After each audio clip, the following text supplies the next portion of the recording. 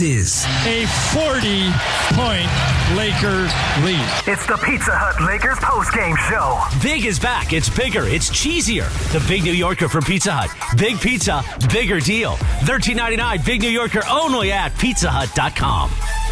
Lakers basketball is a final. 877-710 ESPN. It's the Pizza Hut Lakers postgame show. Tipping off now. 125 to 185, the Los Angeles Lakers deliver. Let me say that score again. 125 to 85. Lakers win by 40 in Game 6 at Crypto.com Arena. They win the series 4-2. And the Los Angeles Lakers now get to kick back on Sunday. Get to kick back all weekend, but specifically on Sunday and watch that Lakers-Kings or watch the Kings-Warriors matchup to see who the Lakers are going to play. What a fantastic night. You couldn't have scripted it any better for the Los Angeles Lakers. Nothing too close. Guys got to play limited minutes. The game was pretty much decided by the time you're halfway through that third quarter. Hopefully some players get some real confidence like D'Angelo Russell, 12 of 17 from the field. More aggressive tonight. You know, the timing of it was interesting because D'Lo's one person that has stood out to me in this series for the wrong reasons, not the right reasons. Pre-game show, talking to Darvin Ham, I asked Coach that just specifically on D'Angelo Russell. Do you want to see him be more aggressive? When he is more aggressive, how does that change the dynamic when you take a load off of Bron and Anthony Davis? And he said he's incredibly important. He's getting paid $31 million. Now, I know not everything is just financially based because Austin Reeves is getting less than $2 million. But I only point that out is because I really thought D'Angelo Russell was going to be a bigger part for the Lakers once the postseason starts. LeBron and AD, they eat first, right? But I don't want to lump D'Angelo Russell with Rui Hachimura and Dennis Schroeder and some of these other players. He's a good enough player, skilled enough player, to where he should have more contributions. And I certainly don't blame it on the team or the coach. It's on him, right? He's the player that he's got to find ways to get more involved. He's got to be more aggressive. He's got to look for his spots. He delivered tonight. D'Angelo Russell was great. AD, 16 points, 14 rebounds, another 5 block shots for AD. Bron only took 13 shots, 9 of 13. Incredibly efficient, 22.6 assists. The Lakers got a chance to play pretty much everybody as well on their roster. All right, phone number is 877-710-ESPN, 877-710-ESPN. If you're just leaving the arena right now and you want to call into the show, you're listening on the ESPN LA app, you're on any of our social platforms, we appreciate you guys all tuning in. Feel free to call in. I'll do my best to get you guys and your reaction to this Lakers win. Let's take a quick listen. Here is Lakers head coach Darvin Ham on the 40-point victory. Darvin, you shortened the rotation a little bit tonight. I had a bit of a different game plan. How did you see that work with the starting lineup, essentially, and what did you think was the biggest factor to building a lead so quickly? I just think our attention to detail in terms of transition defense, I can't remember who it was asked me before the game, is one thing that we need to really lock in on was our transition defense. We met as a staff yesterday, and that was the biggest thing that stood out. And then also, just even before that, just coming with the energy, the effort, the urgency. Every possession, we played on our toes, not on our heels. We were great in transition, great on the ball and pick and roll. We wanted to make an adjustment to keep Desmond Bane out of it, continue to push Morant to his right hand, and blitzing Bane. They have some high IQ basketball players over there. So guys have to be aware. They have to be early in their spots early, ready to rotate, ready to cover for one another, and we were able to do that. Our defense fueled everything else. It was a huge defensive night for us, especially in the first half. And coming out having a really good third quarter also helped. Found something, kind of milked it, our angle pick and roll. D'Lo was phenomenal. Bron, A basically dominated the game defensively with his block shots, rebounds, and then our pace. We played with great pace offensively. So it was a great team win. And we're thankful, going from starting 0-5, 2-10, everything we went through, all the ups and downs. I just knew it. We just stayed at it. My staff, I can't thank them enough. Just the energy they brought every day. And getting to this point, obviously, Rob, the different moves we made at the deadline, really trying to fortify our team and balance it out, I think it was huge. And the guys, they enjoy playing with one another. They really support one another. The energy in the building, the energy in the locker room is phenomenal. It was just great. But, salute to the Memphis Grizzlies. They're not going anywhere. They're going to be around for years to come. They've gone through some challenging moments during the season, and I just told Taylor I love him. He's a hell of a coach, hell of a staff. And he's managed. He's been the leader that they need. And they'll heal up and get healthier this summer and probably make some moves. But they'll be at the top of the food chain for years to come. Just big picture, does beating Memphis the way that you did, number 2 seed, does that crystallize a certain amount of confidence as you now move forward? No, I told them after the game, we set a standard for ourselves defensively on how we have to play and what we have to do on the defensive side of the ball. As long as we stay organized, we stay disciplined, stay organized, and not turn the ball over. We got a bunch of guys that can put up a lot of points in that locker room. We're going to find ways to score. But the thing we have to hang our hat on is our defense. And, on the ball, off the ball, gang rebound, and we did all of that tonight. And, this thing is just getting started. We passed level 1. Bron had a great, batch of words, some wisdom that he shared with the group after the game. We've surpassed level 1, and now, we got to start shifting our focus. Whoever comes out of that game on Sunday, we got to start shifting our focus and really understanding that it's about us just as much as it's about our opponent. We have to be the best versions of ourselves when we prepare to step into the round 2. Darvin, I know you were here quite a while ago as an assistant coach on this staff, but you haven't seen a home playoff crowd like this in a while, just since you've been here. I noticed Jack Nicholson was back today. Yes. How much does being at home, having the home crowd experience a game like this mean to your team? It's huge, man. To give the city something to cheer for, and particularly the Laker fans, Laker Nation, inside, outside the building, all over the world. It was great. You could just feel that energy. When we were making our run, getting stops, hitting threes, it's just like the building was shaking with roaring and just guys never heard "Let's Go Lakers" so loud. Defense, our crowd is behind us, man, 1,000%. And again, we just have to do our part, give them something to get on the other team about, give them something to scream loudly about. And I thought we did that today, and they were phenomenal. They were excellent.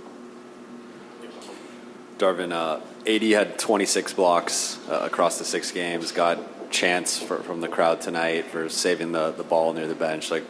What did you see from him defensively, and just how special of a series did he have on that end? Just a focus, just a focus. Just talking to he and Bron after Game 5, you could see that switch had come on already. We weren't ourselves down there for that game. Really looked a little gassed. But having said that, those guys, when we came back, got back, talked via text, it was one of those things where you knew, you felt the vibe.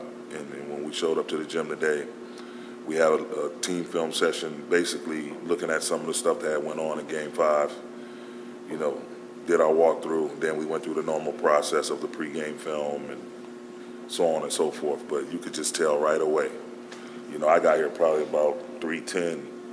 Ron was already here, and A was here shortly after. Just that focus, those guys being ready to go, and can't say enough about those two. Bron's leadership, AD, wanting to be elite, telling me verbally he's going to be elite defensively this series. So we just got to keep stacking. As we get to the next opponent, we got to have the same thing. Again, like I told him, we set a standard for ourselves defensively, and we got to carry through on that. Darvin, sticking with that theme of defense and with AD, it felt like this may have been like some of the best rim protection that we've seen all season. Just what did you see out of him on the low post and really keeping the Grizzlies kind of out of those spots? Just, we came out with an aggressive mindset, wanted to continuously push Ja to his right hand, and, we had to mix up the coverages. Against Ja, we're pushing him to his right hand, and A had to be up. Against Bane, we was going to send him to the screen, go over the screen, and force him into a blitz, a double team. So he was the main catalyst. He and Bron talking to people, talking it through. Dennis, Austin, Vando. The communication was at an elite level, and that side of the ball is going to get you places. If you're consistent and you play at that level on that side of the ball, it's going to get you places and get you to the destination that's at the end of your journey. And AD, he has to be that. For us to do what we want to do and what we're trying to do, he has to be that anchor for us. Darvin, obviously you don't know the next opponent. So how do you guys approach these next few days before you play on Tuesday, and how do you scout not knowing which team you're going to face? Well, tomorrow, everybody will just get away from it. Spend time with the family or do whatever your favorite hobby is, take a walk by the beach or whatever you need to do. And then we'll recalibrate. The staff and I will get together on Sunday, watch the game. And whoever comes out, we've already been working behind the scenes. You don't want to wait till you get to this point and then start the preparation process. We've already been doing that. So whoever comes out on top, we'll be ready to go. All right, that's Lakers head coach Darvin Ham right there. He doesn't sound too worried. Coach sounds calm, cool, and collective, already ready for round two. I do love the fact that the Lakers find themselves in a position where they finish off the first round and they get to actually kick back and wait to find out who the next opponent is. When the Kings, at some point, and I think this is kind of what makes the series exciting, the Kings and the Warriors, you kind of really didn't know. All right, hey, is Sacramento going to make a series out of this? They take the first two games. And then it's the Golden State Warriors. Golden State wins the third game. It's 2-1. And the fourth game, that's when Steph calls the timeout. Harrison Barr gets a three. They almost went up 3 games once. So you kind of think to yourself, maybe this isn't going to go 6 or 7 that we thought. Now it's going 7 games. And after the Lakers finish off the Memphis Grizzlies 125-85, they get to now kick back and wait to see who their opponent's going to be. You need a break from the everyday? Well, fans, it might be your lucky day, because tonight Fantasy Springs Resort Casino is giving away a 2-night stay, plus dinner and golf or bowling for 2. Make any day your lucky day. Book now at FantasySpringsResort.com. Again, that's FantasySpringsResort.com. Your phone calls when we come back, plus LeBron James. We'll get a chance to hear from LeBron and get his thoughts on the Lakers closing out this first-round matchup against the Memphis Grizzlies. Stay right here. Appreciate you guys being a part of the show. This is the Pizza Hut Lakers postgame show on 17.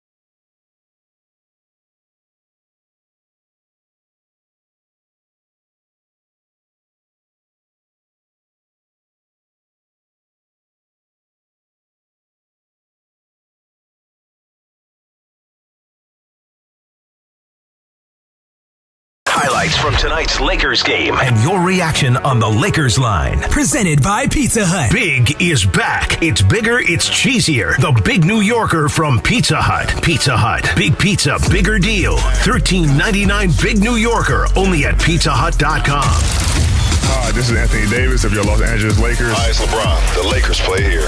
It's time for Lakers Postgame with Sliwa. Now, here's Alan Sliwa. Points in the Paint all season long is sponsored by Vista Paint. Right now, local residents can take 40% off on Factory Direct. High-quality Vista Paint products. A Vista Paint team member will show you how. Locally owned, manufactured and operated since 1956. Visit vistapaint.com and start saving. Points in the Paint tonight. Lakers 52, Memphis 32. If they kept their foot on the gas, I'm sure it would have got even uglier. Lakers over the Grizzlies 125-85. Lakers win the series 4-2. Let's take a couple phone calls here, and then want to get to Dennis Schroeder, and then we'll get to LeBron as well. Let's go to Corey, who's leaving the game. Corey, what's going on? Thank you for calling in.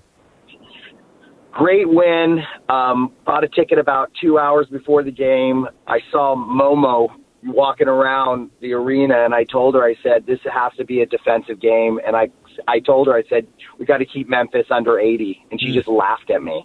And I just had a feeling they were going to play just incredible defense, and that's what won the game. So, Corey, appreciate you calling in. So, a couple things here on that. Holding a team obviously under 80. That's Ja Morant and Desmond Bane can go for 80 on their own. But I do agree with you that, hey, can you have one of those defensive performances? They gave up 85 points. That's nothing. 20 points in the first quarter, 22 in the second quarter, 25 and 18. I do agree with you, Corey, that they set the tone on the defensive side.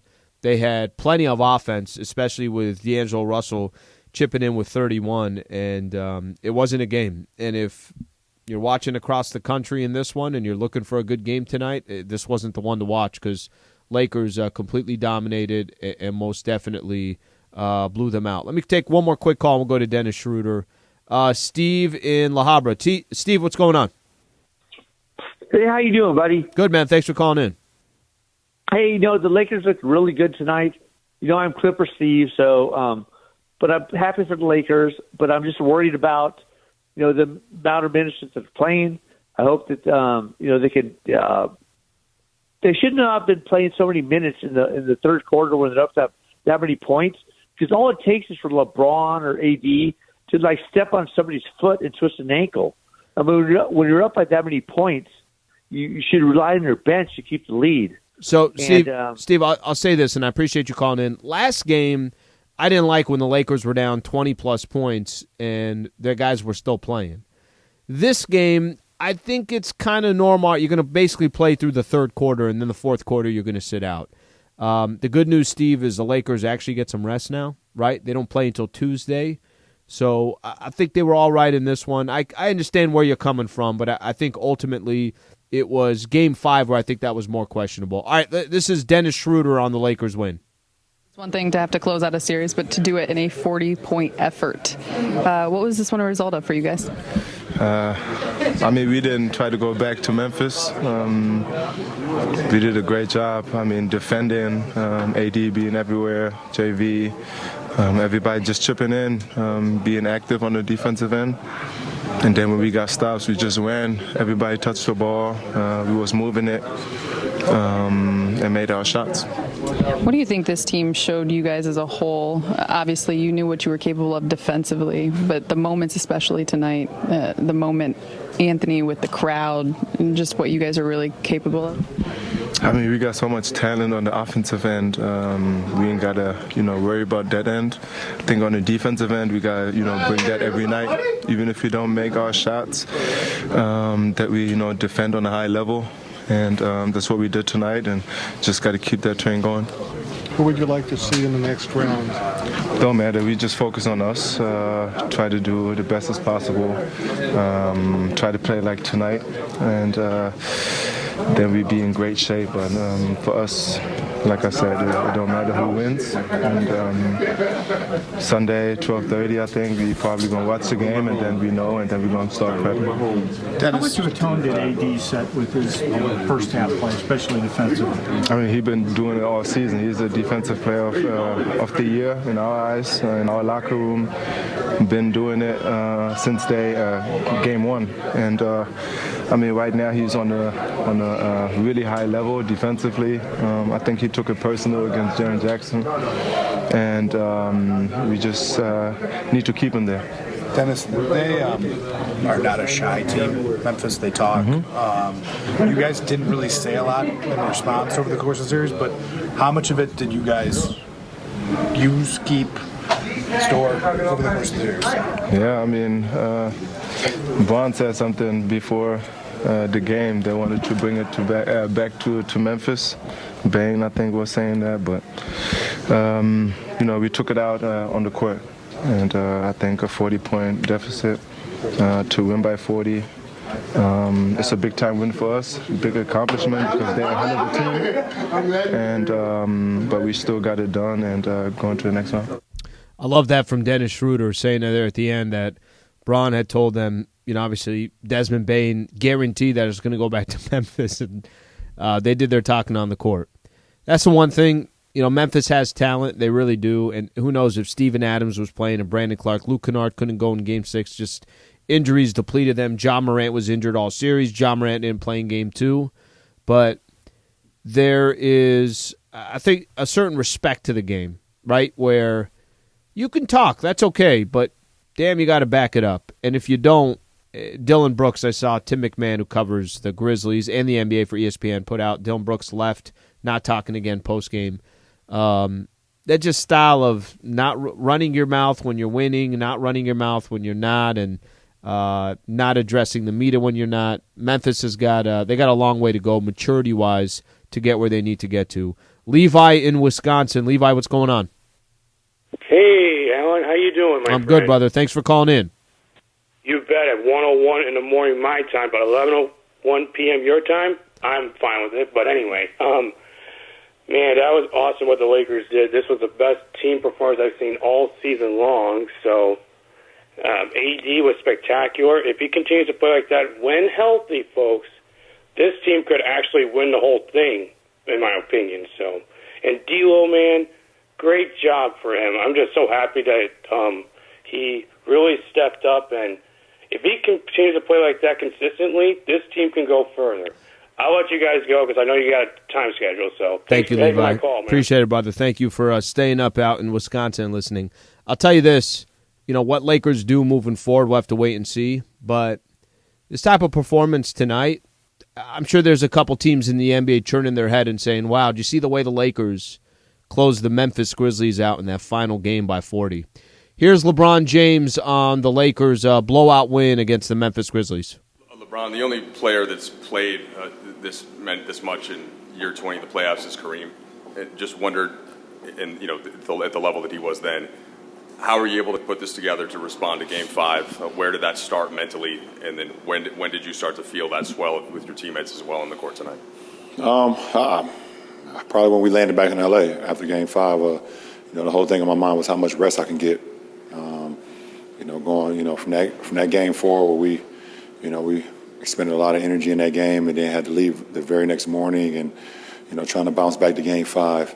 It was tough on our whole ball club, including myself. And from the moment that we landed here after Game 5, all I was thinking about was just trying to sleep as much as I could, rest as much as I could, make sure my body was get my treatment and my rehab and things of that nature, but staying off my feet as much as possible coming into tonight.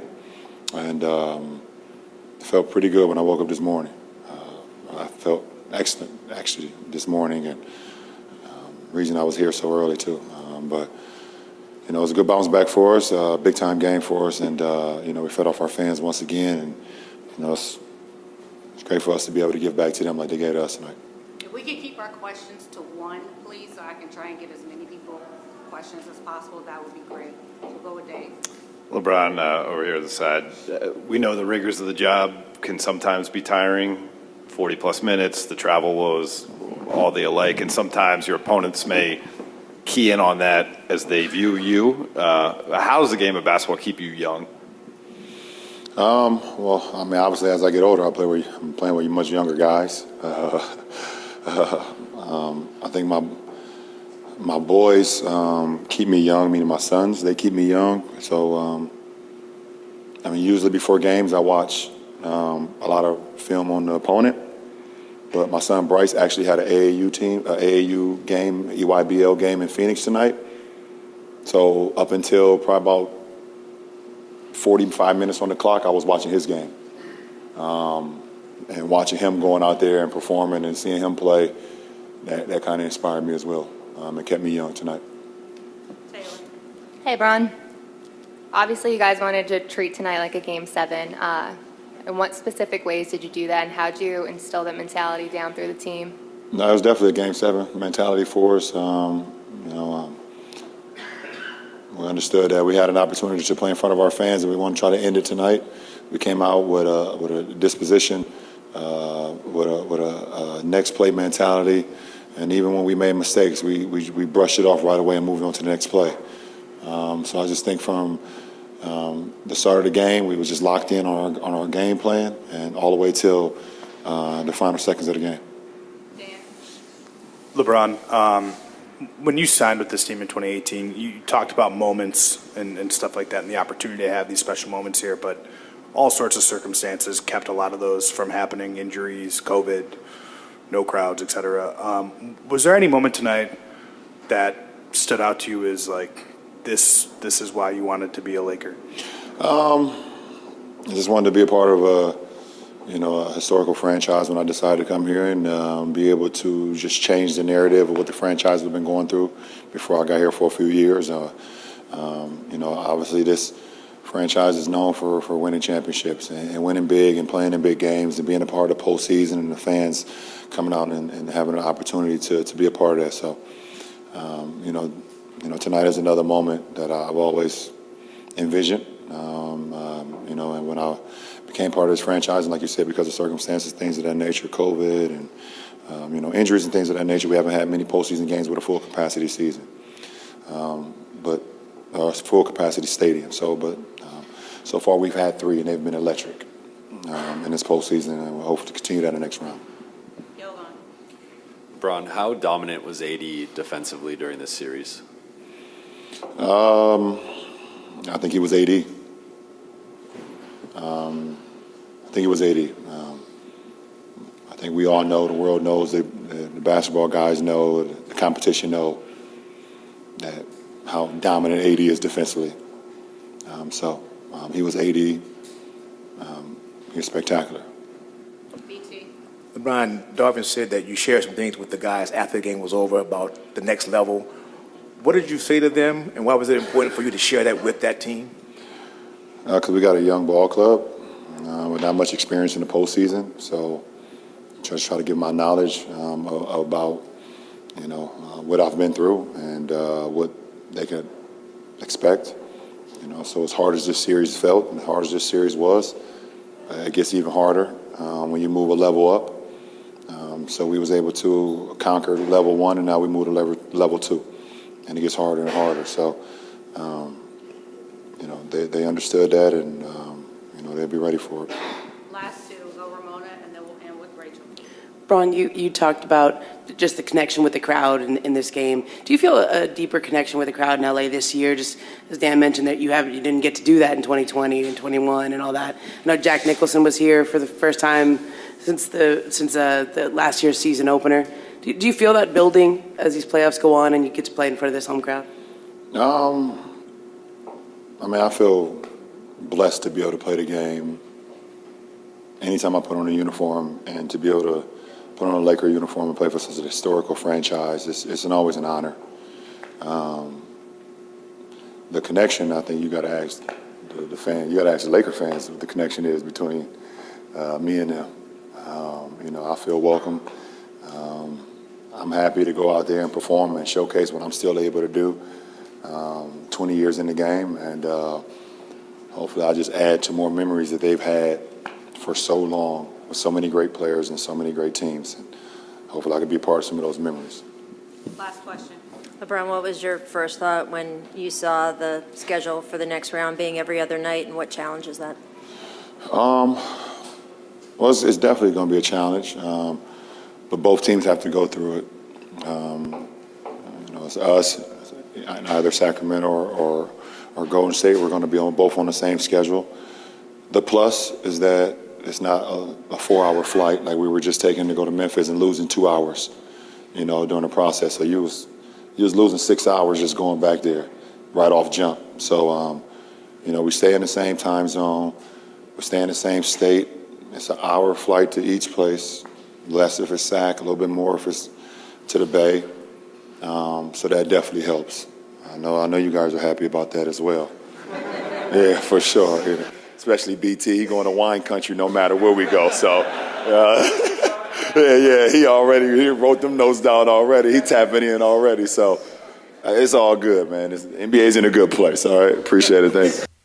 All right, that's LeBron James right there.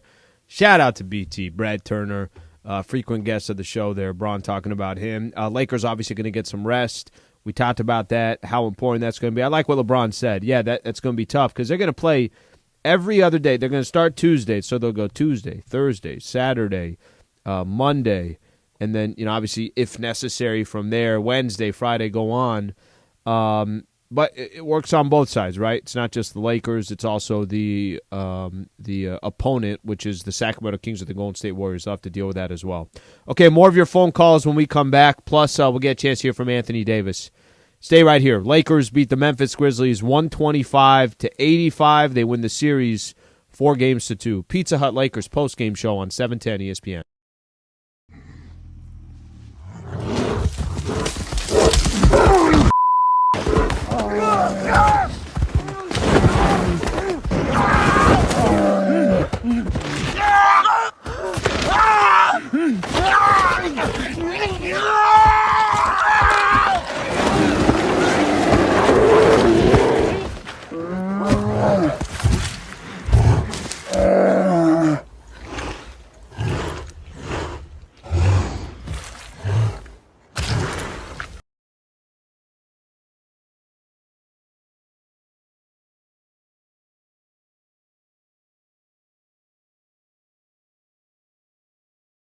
Today, but I want to tell everyone about Cinco de Mayo.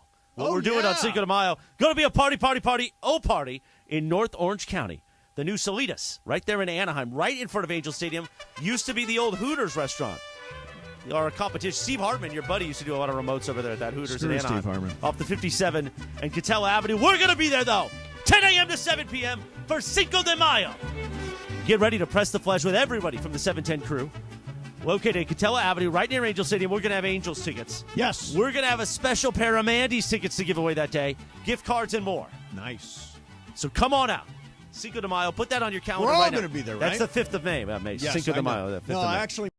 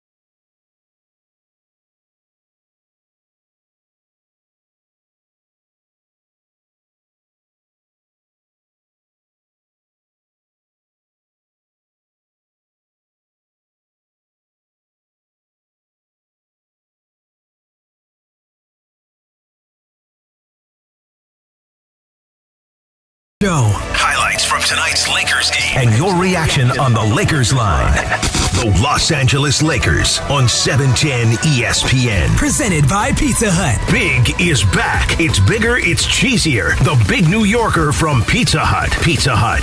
Big pizza, bigger deal. Big New Yorker only at pizzahut.com. Once again, here's Alan Sliwa.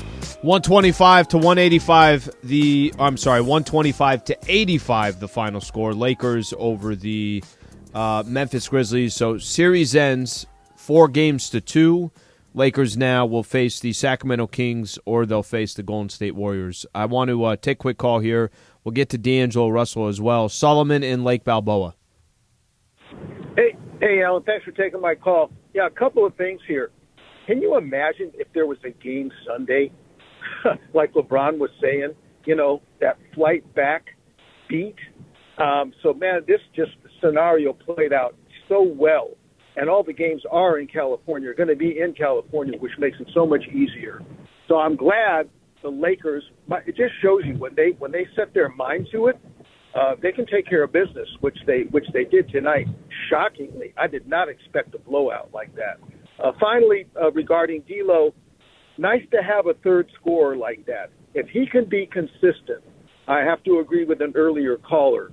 The Lakers, it does give the Lakers a very, much better chance to continue farther into the playoffs with a consistent D'Angelo Russell. So, Solomon, I'm with you. I wasn't expecting the Lakers to win by 40, but I did think it was so key.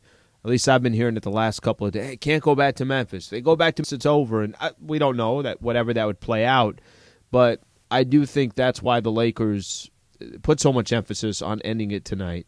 And they look great. They looked fantastic on the defensive side. They gave no hope for the Memphis Grizzlies. The D'Angelo Russell, you're not going to get 31 points out of D'Lo, 12 of 17 from the field, and hit 5 of 9 threes. But you don't need to get 31. Can you get 19 and 8? That's the only thing that I'm talking about with D'Angelo Russell. It's more to do with you got to be more consistent. And you can't just have a moment. Listen, D'Lo saved the Lakers in Game 4 because he hit those 3 straight threes. But you got to have more than a moment. You got to have a complete game. Tonight was a complete game. Speaking of D'Angelo Russell, let's take a quick listen. Here's D'Lo on the Lakers win. It's a funny thing. It can come and go quickly. How are you guys able to build it so fast tonight and never let go of it?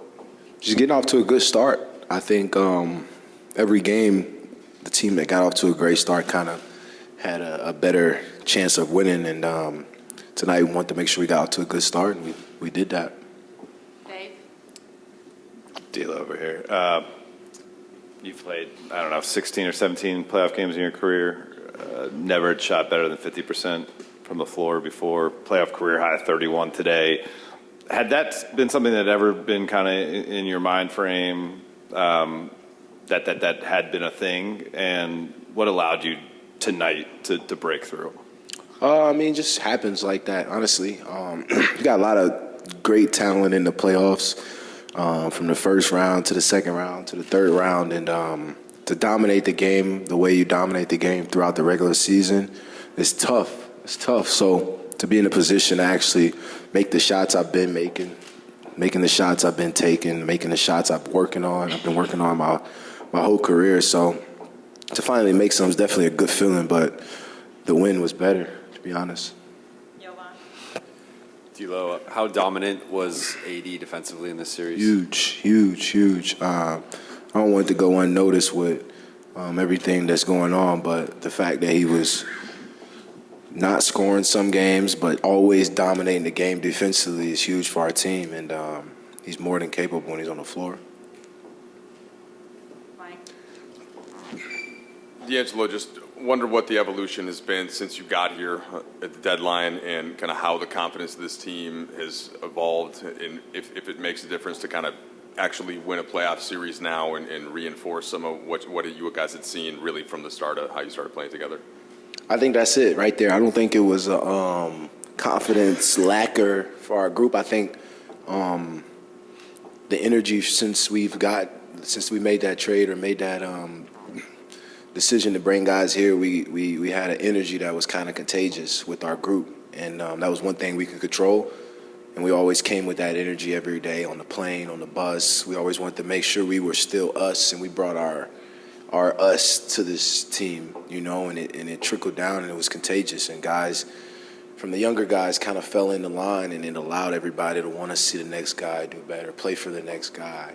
One guy falls, the whole team's there. And that's the little thing you don't see, but for a team to be lacking that, you won't notice it. But for a team to have that, you'll recognize it. So I just think that's what the team was lacking, and we brought that. D'Angelo, looks like that. Big-time performance from D'Angelo Russell tonight. It really was. 31 points for him, and he was efficient while he was doing it, so great to see that. Let's also take a listen. Anthony Davis has 26 blocks in this series so far, and obviously the series ends at 6 games, but 26 blocks. Here's Anthony Davis on the Lakers win. Anthony, there was, after that loose ball, and you kind of got the crowd going, it was a defensive play to cap off a defensive night. LeBron said your defense was spectacular. Darvin talked about how you told him you wanted to dominate the series. How gratifying was it for you to have this kind of a defensive effort as a team in a closeout game? It was really good. We gave up a lot of transition points and offensive rebounds throughout the series, and we knew that's how they thrive. When we get them in half court, it's usually tough for them to score. If I'm not mistaken, it was a stat that 49 of their points came in transition, I think, last game or something like that. I don't know. I just wanted to be solid on both ends of the floor. And I know it starts with me dominating that side of the ball with my energy and effort and the presence at the rim, making it tough for them to score. So just leaving it all out on the floor to make sure that we secure the victory. AD, you guys obviously had a commanding lead at halftime, but it felt like you guys really blew things open in that third quarter. I think you guys outscored them by 16. What did you see during that 12-minute stretch just on both ends? You guys obviously creating turnovers, getting out in transition, and felt like kind of a culmination of really everything you guys have been talking about and trying to build over these last couple months. Yeah, we was in the position before Game 3, and they kind of cut the lead down. So we just came out and said that the score is 0-0, and that's the way we approached the third quarter and was able to continue to get some separation, get some stops, and that's how we, approached it, and didn't want to let our foot off the gas. Obviously, this team can score in bunches. Jock can get hot, Ben can get hot, Jaren can get hot. Their role players can make shots, and we didn't want that to happen.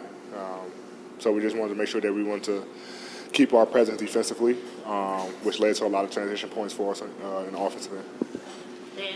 AD, during the course of this series, particularly after Game 2, Memphis and Dylan Brooks said a lot of things. I know they said things on the court and stuff too. That's kind of what they do. But I'm curious, did you guys make a conscious decision to not respond verbally over the course of the series? And I guess, do you feel like no response was warranted? People gonna talk. We've had some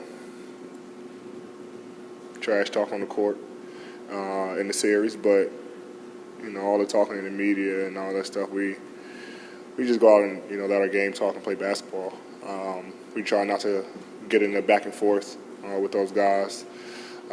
Obviously, that's how a lot of times guys kind of get their stuff going.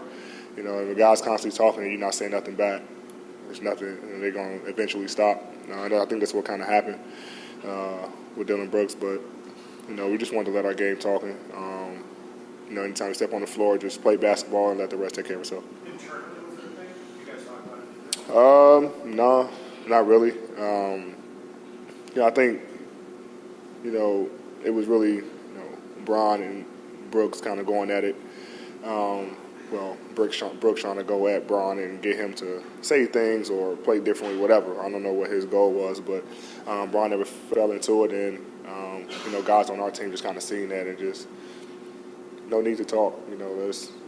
Bron said some things in the media about he don't want to deal with that. He just want to play, and I think God just kind of probably just heard it and just kind of followed suit and didn't really worry about it. AD, when you see things from LeBron over to your right, when you see things from LeBron like a torn tendon in his foot or plays 40 minutes in a playoff game and he's sitting in his chair next to you exhausted, do you think, oh yeah, he is 20 years in this game, and then does he do things to kind of make that thought go away? Yeah, I mean, the fast break reverse dunk I was right there, and I thought we were just gonna do a regular, dunk, and he did that, and I was like, damn, So that was one of those moments where it's like, all right, it doesn't affect him. But then, like you say, you see him exhausted. It's like, I don't want to say it's the 20 years, but he just leave it all on the floor, and a lot of us are exhausted. He obviously has a little bit more miles on it than, all of us probably combined. But, we just try to do our part around it to make, his job a lot easier. You don't have to overexert himself the entire game, and I think that's what happened tonight. All right, that's Anthony Davis right there on the Lakers win. So this is how it lays out. Obviously, the Lakers win the game. Series is over, 4-2 against Memphis. Next game for the Lakers is going to be on Tuesday. We know it's going to be at 7 p.m., and we know pregame show is going to start at 5:30. We just don't know who we're playing, and we don't know where this game is going to be, either in Sacramento or in San Francisco. So we'll find out on Sunday, but the game time did come out. It'll be 7 p.m. on Tuesday. So obviously we got a little bit of time to figure that out. Appreciate everybody that tuned into the show. Thank you internally. Thank you to Michael Funches, Rebecca Womble, Wilbert Flores, and Laura Romo. On our digital side, thank you to DeAndre Hawkins and Cody Liu. Obviously, starting on Monday, we'll get back all our coverage. We'll continue to talk Lakers basketball. We'll have Lakers talk on Monday, so we'll have time for that as well. Appreciate you guys all being a part of the show. Lakers wrap up round 1. Round 2 will start on Tuesday. We know it's going to start at 7 o'clock. Thank you all for tuning in. I'm Alan Sliwa. This has been the Pizza Hut Lakers postgame show on 710 ESPN.